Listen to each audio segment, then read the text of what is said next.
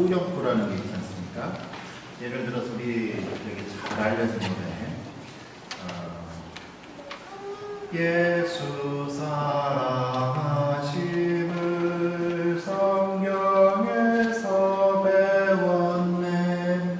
우리들은 약하나 예수 권세 많도다.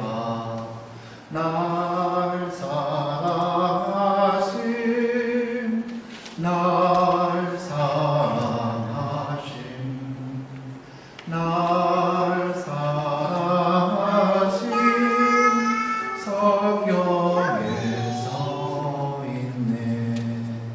이 노래에서 이 후렴구 날 사랑하심 날 사랑하심 날 사랑하심 성경에 써 있네 는 노래 앞에 가사말이 다 바뀌어도 계속 반복돼서 나타납니다. 뭘 얘기하려고 그래요? 나를 향한 하나님의 사랑, 나를 향한 하나님의 사랑이 성경에 쓰여 있다는 것을 강조하고 싶은 거죠. 이처럼 우리가 오늘 읽은 잠언 28장을 읽었는데 잠언 28장에서도 3절, 8절, 15절, 27에서 이렇게 4번에 걸쳐서 반복되는 마치 후렴구처럼 반복되어서 나오는 표현이 있습니다. 저기 보면은 가난한 자를 학대하는 자는 곡식을 남기지 아니하는 포구 같으니라. 3절에 8절에는 중한 별리로 자기 재산을 누리는 것은 가난한 사람을 불쌍히 여기는 자를 위해 그 재산을 저축하는 것이니라. 가난한 백성을 압제하는 악한 관원은 부르짖는 사자와 주린 곰 같으니라. 15절 그리고 마지막 27절에 가난한 자를 구제하는 자는 궁핍하지 아니하려니와 못 본 채 하는 자에게는 저주가 흐리라. 또 되겠지요.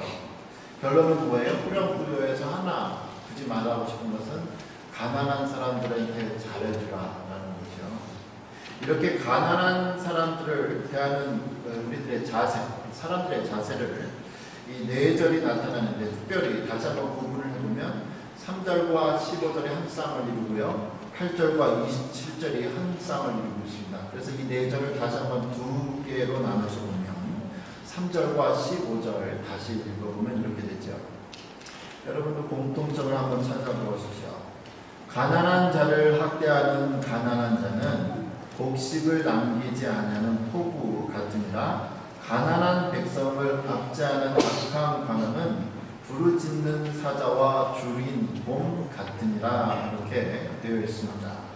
가난한 자를 압제하는 사람들을 3가지로 표현했죠. 하나, 오늘 뭐라고 그러냐면은 무서운 포구다, 부르짖는 사자와 아니면 그리고 주린 곰으로 표현했습니다. 사납다는 거예요. 이렇게 사나운 비바람이나 동물이 나타나면 어떻게 해요? 사람들은 다 피합니다. 숨습니다. 이처럼 가난한 사람들을 학대하는 사람들에게는 친구들이 없다. 거꾸로 얘기해보면 사람들이 다 피하고 싶어합니다.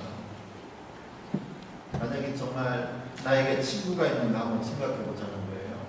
내가 친구가 있나, 아니면 나만 나타나면 내 이름만 들으면 사람들이 그냥 짐승이 나타났대 도망가 이러냐 이거죠. 특별히 우리가 눈여겨볼 표현은 3절에 있습니다. 3절 자세히 보시고 무엇이 잘못된가 이 상황 한번 보십시오. 부자나 어떤 권력 있는 사람들이 가난한 자를 학대하는 게 아니라는 거죠. 함께 한번 읽어볼까요? 3절에 가난한 자를 학대하는 가난한 자는 곡식을 남기지 아니하는 포구 같으니라. 이 성경 구절에서 뭘 발견하셨죠? 가난한 자를 학대하는 자는 또 다른 가난한 사람이라는 거예요. 우리말에 이런 말이 있지 않습니까? 바보 사장은 바보가 한다. 이 얘기는 뭐예요? 같은 처지에 있는 사람들이 같은 어려움을 당하는 사람들의 아픔을 알고 더 잘해주고 싶은 그러한 마음이 있었다는 거죠. 그런데 3절에 보니까 그렇지가 않잖아요. 자기도 가난한 사람이 자기보다 더 가난한 사람들을 험하게 했습니다. 그래서 생긴 말이 아마 개구리 올챙이 진짜 모른다라는 말이 여기서 나온 것 같습니다. 이처럼 가난한 사람, 자기도 가난하면서 자기도 뭐 없으면서도 뭐 만약에 있느냐, 자기보다 더 없는 사람들 무시하고 학대하는 거 우리 예수님이 좋아하지 않았습니다. 우리 예수님 그것을 악하다고 보셨지요. 예수님이 많은 비유를 하셨는데 그 중에 하나의 비유로 어떠한 사람이 왕에게 10,000달란트를 빚줬습니다. 10,000달란트가 얼마냐 이거죠.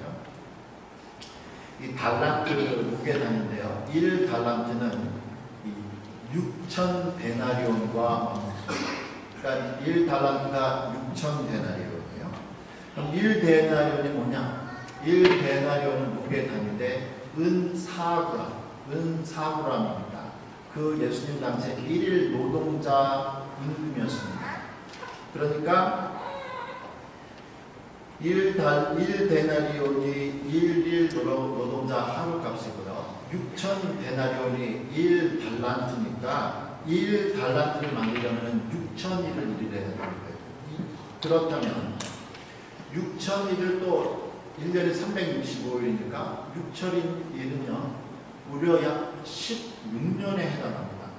1달란트를 만들려면 1일 노동자가 16년 동안 벌기만 하고 쓰지 않아야 되는 돈이 1달란트예요. 16년. 근데 이 사람은 오늘 얼마의 돈을 빚졌냐면 10,000달란트를 빚졌어요. 1달란트 만들려면 16년을 일해야 됐습니다. 10,000달란트는 어떻게? 만을 곱해야 되죠. 16 곱하기 만은 16만 년을 일해야 돼요. 사람이 도대체 100년을 살아야 되는데 16만 년을 일해야, 그리고 일만 해야 돼요. 써보지도 못해요. 일만 해서 모아야 되는 거죠. 10,000달란트 16만 년. 어떻게 갚아요? 못 갚죠. 왕이 불쌍히 여겨서 용서해 줬습니다. 이 사람이 너무 기뻐서 이제 밖에 나가죠. 밖에 왕궁을 나가자마자 친한 친구를 한 사람 만났네요. 자기한테 돈 빚진 사람이에요. 얼마를 빚졌냐면 100데나리온. 1데나리온이 1일로 빚으니까 100데나리온은 100일 일할 것을 자기한테 빚을 졌어요. 이 사람 얼마 돈을 용서받았다고요? 몇 년 일해야 된다고요? 16만 년. 자기는 16만 년 일해야 될 것을 용서받은 사람이 당연히 100일 정도 용서 못하겠어요? 할 수 있죠. 충분히 할 수 있습니다. 우리가 사실 근데 그렇게 생각하는데 예수님의 이야기에서는 항상 반전이 있죠. 이 사람이 용서를 못하는 거예요. 자기는 16만 년 일할 것을 용서받은 사람이 100일. 야! 100일에 해당하는 돈을 갖고 나와. 너무너무 힘들어서 이 사람이 땅에 엎드려서 간절히 빌죠. 죄송합니다. 시간을 더 주면 갚겠습니다. 근데 당장 어깨 가져서 돈 갚을 때까지 나오지 마. 주변의 사람들이 너무 깜짝 놀라는 거예요. 아니 어떻게 이럴 수 있는가. 자기는 무려 16만 년 일을 해야 될 그 돈을 다 용서받아서 100일 그거 모르잖아. 왕한테 가지. 왕이 솔직히 너무너무 화가 나서 다시 부릅니다. 너는 내가 그렇게 용서해줬는데, 그렇게 용서해줬는데 그만큼 너한테 손해준 사람 용서 못했니? 내가 너가 한 것처럼 똑같이 하겠다. 너도 16만 년 일할 거 갚을 때까지 갚는다. 그렇게 이야기가 끝이 나죠. 그러면서 예수님이 그 비유의 마지막을 이렇게 말씀합니다. 너희가 각각 마음으로부터 형제를 용서하지 아니하면 나의 하늘 아버지께서 너희에게 이와 같이 하시리라. 사실 우리 다 죽을 죄를, 정말 죽을 죄를, 용서받지 못할 죄를 지은 사람이지요. 근데 예수님이 그거 아무것도 묻지 않냐고 다 용서해 주셨습니다. 평생 뭘 해서 우리 예수님이 나한테 갚아주신 거, 용서해 주신 그 죄값 치를 수 없는 사람입니다. 그럼에도 불구하고 우리는 옛날에 예수님이, 하나님이 나에게 해주신 걸 까먹고 지금 최근에 당했던 상처들 생각나서 가슴 아파하죠. 제가 나한테 이랬네. 나한테 이렇게 말했네, 이렇게 했네. 곱씹고 용서 못하지요.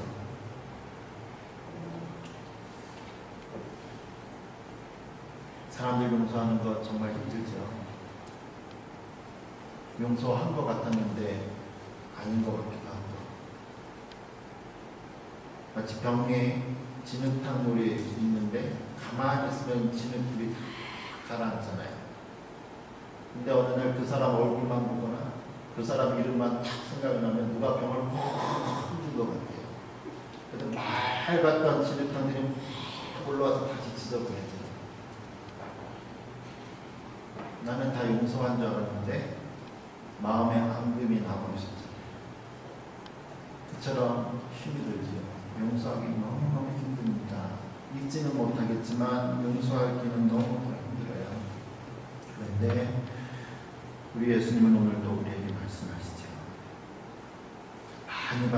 많이 용서받은 우리가 그 용서해주지 않겠나. 용서하기 힘들지만 마음의 상처들 사실 하고 갖고 있으면 그게 암덩어리가 되니까 나만 손해니까 정말 여러분 용서하기요. 가난한 자가 가난한 자를 핍박하는 것이 악하다 하는 것처럼 용서 많이 받은 우리가 용서 못하는 것 옳지 않다. 성경은 말합니다.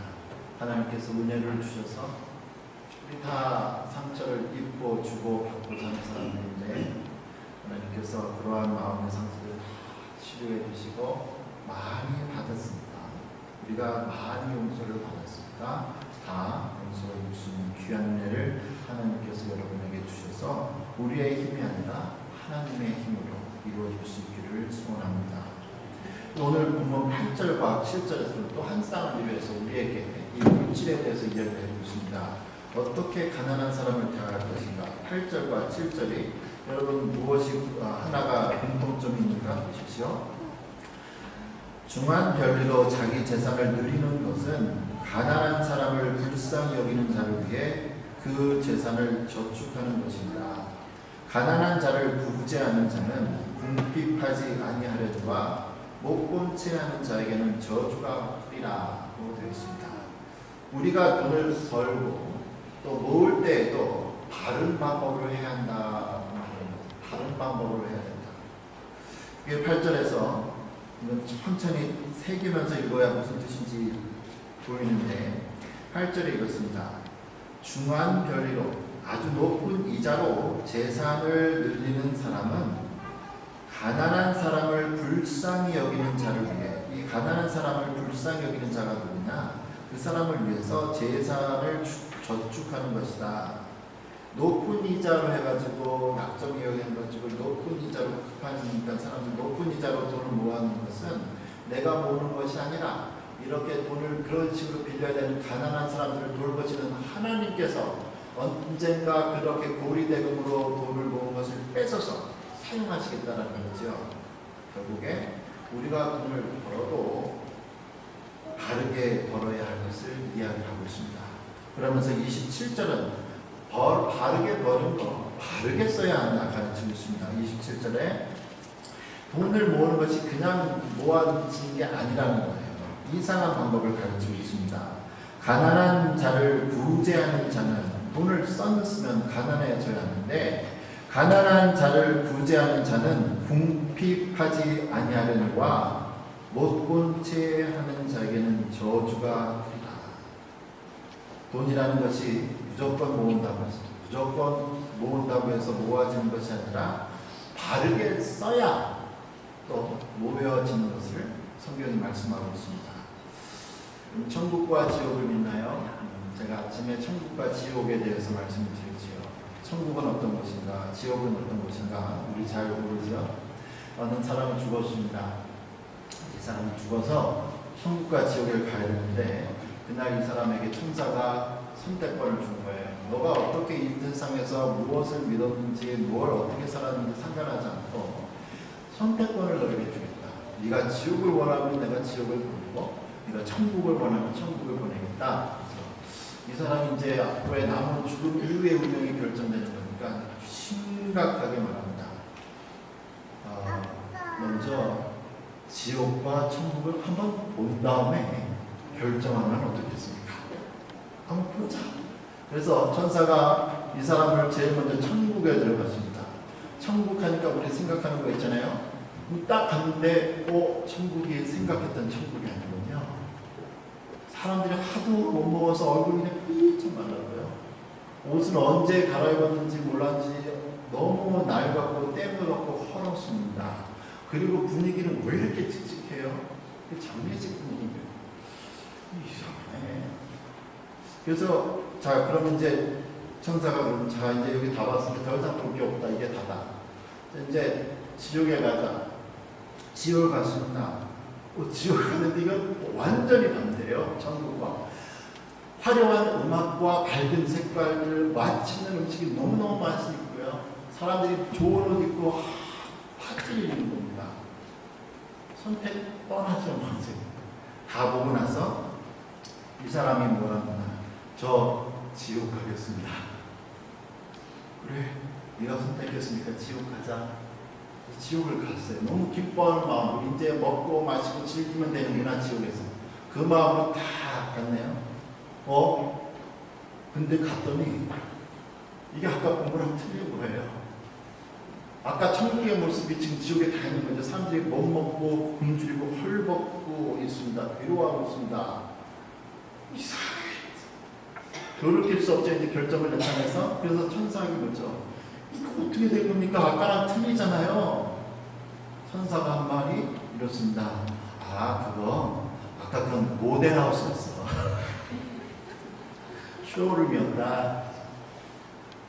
사랑하는 성도 여러분, 우리가 이 땅에 살지만 우리는 천국의 원리로 물질을 사용해야 합니다.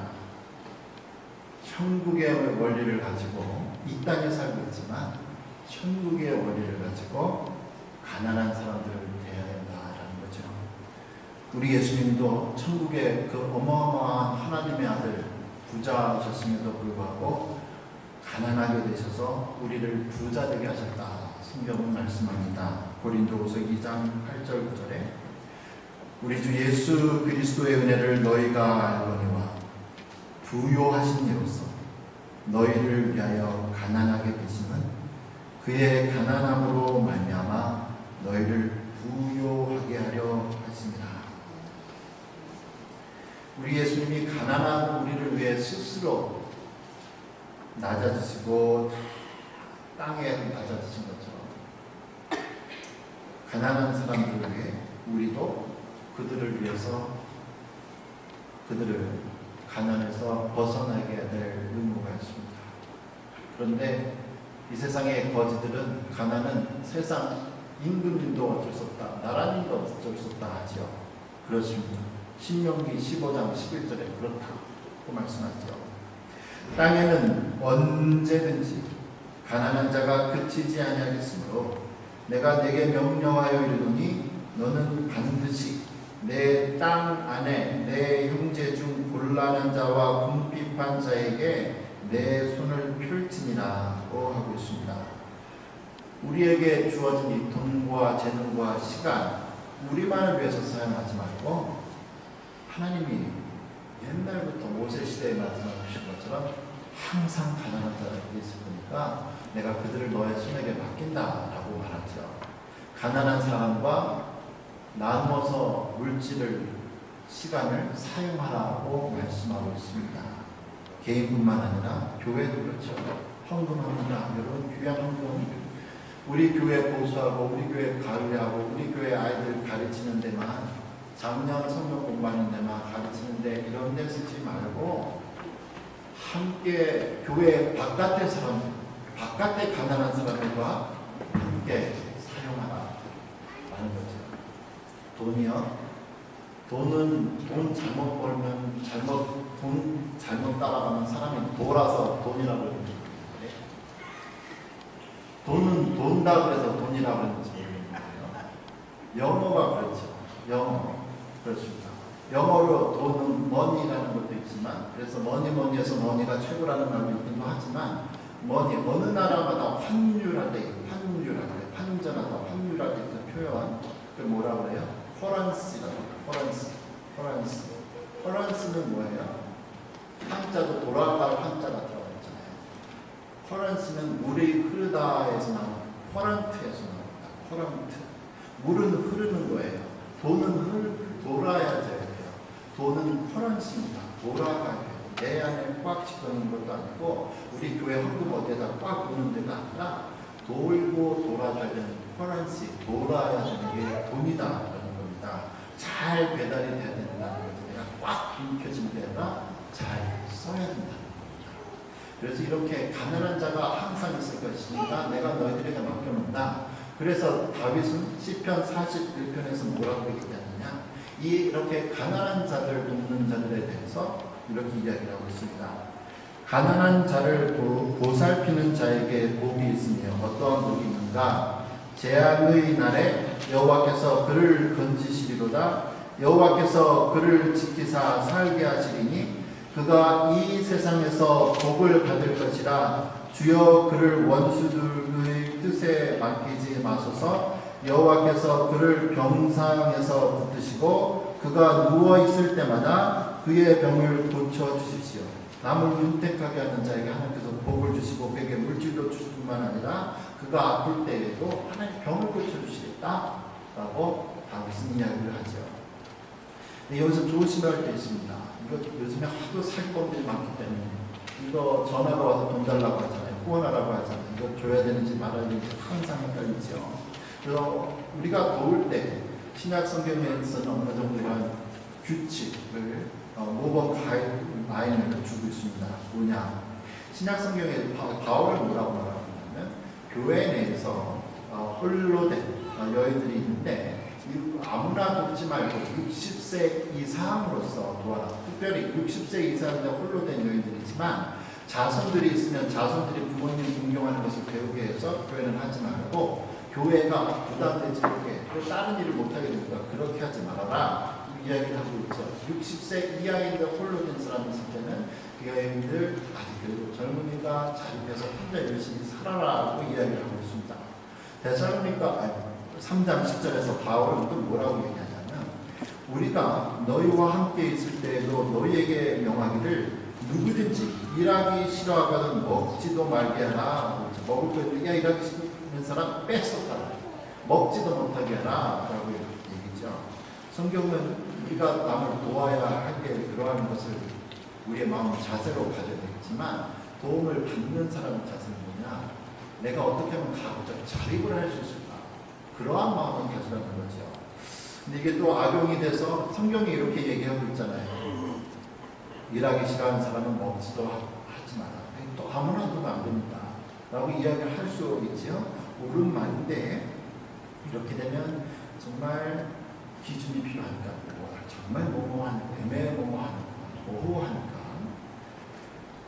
사람들을 자립하게 해야 된다고 하면서 냉정하게 하면 우리가 그 사람들 상처를 줄 수 있는 실수도 할 수가 있고 무조건 가난한 사람 도우면 그 사람 자리 못하게 한다고 평생 그렇게 살게 만든다고 하니까 우리 돕지 맙시다 할 수도 있지만 항상 케이스마다 법 적용이 틀려있기 때문에 일괄적으로 할 수 있는 게 아니라 이 사람의 경우는 어떤가 정말 우리가 도와야 되니까 하나님께서 지혜를 주셔서 우리의 물질의 사용이 시간의 사용이 바로 이루어질 수 있기 원합니다. 이처럼 교회의 큰 사명은 가난한 자들 여러분 예수님을 믿는 사람들의 큰 사명은 가난한 사람들을 돕는 게 큰 사명이죠. 그러나 그렇지 큰 사명의 하나일 뿐이지 그게 교회의 목적은 또 여러분이 구원받는 목적은 아니다 라고 우리 예수님이 말씀하고 있습니다. 교회의 목적은 무엇이냐? 자선사업단체가 교회가 아닙니다. 가난한 사람 돕는 건 교회 아니어도 도울 때 많이 있죠. 그걸 교회가 무시해서는 안 되지만 그것만이 교회가 해야 될 것이 아니다 라고 말씀하고 있습니다. 교회는 여러분은 하나님께 영광을 돌리기 위해서 주의 일을 위해서 부름을 받았습니다. 예수님이 잡혀가시기 전에 얼마 전에 어느 날 갑자기 한 여인이 갑자기 나타납니다. 그러면서 향수를 가져오죠. 향수병 가져와가지고 그걸 깨뜨려서 예수님 발에 적십니다. 근데 그 향수값이 얼마냐면 일일 노동자가 300일이나 1년 일해서 모아야 될 어마어마한 양의 향수를 예수님 발에 깨뜨려고 그 여자가 울면서 머리카락으로 긴 머리카락으로 예수님의 발을 닦아주죠. 300일을 일할 1년치 임금이에요. 1년치 월급을 그렇게 소비한 거죠. 그래서 예수님의 제자 가룟 유다가 말합니다. 아니 이거 팔아서 가난한 자들에게 주면 좋겠습니다 라고 얘기를 해요. 어쩌면 맞는 말인지 몰라요. 그거 예수님 발 물로 씻어도 될 거. 1년치 돈 벌어가지고 모은 돈, 그 향수, 그걸 왜 그런 식으로 낭비하냐 충분히 얘기할 수 있는데 예수님이 이렇게 말씀하시죠. 가난한 자들은 항상 너희와 함께 있거니와 나는 항상 있지 아니하리라 하고 있습니다. 이 여인은 예수님을 사랑하는 마음 너무 깊어서 그 향수 왜 그만큼 모아뒀냐면 결혼식 하는 날 첫날 밤에 자기가 쓰는 거거든요. 이스라엘 여자들이 첫날 밤을 준비하기 위해서 평생을 모으는 돈으로 산 게 그 향수였어요. 그거를 예수님 장례식 준비하는 죽는 사람들 향수 뿌리는 그 의미로 발을 씻었습니다. 어떻게 우리의 돈을 사용해야 되는가 바르게 쓰고 바르게 벌고 그리고 특별히 교회가 여러분이 단순히 자선 사업가로 끝나는 것이 아니라 주의 나라를 위해서 예수님을 위해서 하나님의 백성들을 위해서 귀한 시간과 물질들이 지혜롭게 사용되는 그래서 하나님께서 시편에서 약속하신 복 여러분이 복을 받고 여러분이 아플 때 하나님께서 고쳐주신 귀한 일가 있기를 소원합니다. 날마다 우리를 인도하시